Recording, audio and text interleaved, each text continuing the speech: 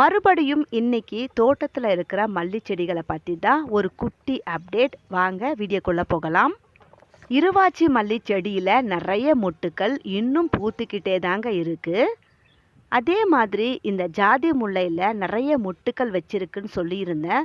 மொட்டுக்கள் எல்லாம் இப்போ தான் பெருசாகிட்டே இருக்குது. இந்த சீசனில் இன்னமும் ஜாதி மல்லி பூத்துக்கிட்டே தாங்க இருக்குது. இந்த சந்தன மல்லி செடியிலும் எக்கச்சக்கமான மொட்டுக்களுங்க. இந்த செடியை 4 வருஷத்துக்கு முன்னாடி பல்லாவரம் சந்தையில் வெறும் 20 ரூபாய் கொடுத்து வாங்கிட்டு வந்தாங்க. இன்னைக்கு பார்த்தா இதில் இந்த அளவுக்கு வளர்ந்து எக்கச்சக்கமான மொட்டுக்கள் ரொம்ப அழகாக ஸ்டார் மாதிரி பூக்கும். பயங்கரமான நறுமணமாக இருக்குங்க. பூக்கள் பூத்த உடனே மறுபடியும் அப்டேட் பண்ணுறேன்.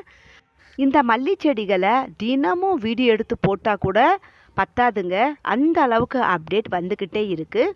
ரோஜா மல்லி செடியை பாருங்கள், கட் பண்ணி விட்ட இடம் எல்லாமே நிறைய இளம் துளிர்கள். போன வாரம் குண்டு மல்லி செடியில் ஒரு பெரிய தொட்டி விழுந்து உடஞ்சி போயிடுச்சுன்னு சொன்னேன். பாருங்கள், உடஞ்ச இடத்துல எவ்வளோ அழகாக ஒரு இளம் துளிர் வளர்ந்துருக்குன்னு. உடஞ்ச கட்டிங்க நம்ம ஒரு தொட்டியில் வச்சுருந்தோம். அதை இப்போ பார்க்கலாம் வாங்க. தொட்டியில் வச்சிருந்த அந்த சின்ன கிளை கூட இப்போ நல்லா துளிர் விட்டு முளைக்க ஆரம்பிச்சிடுச்சுங்க.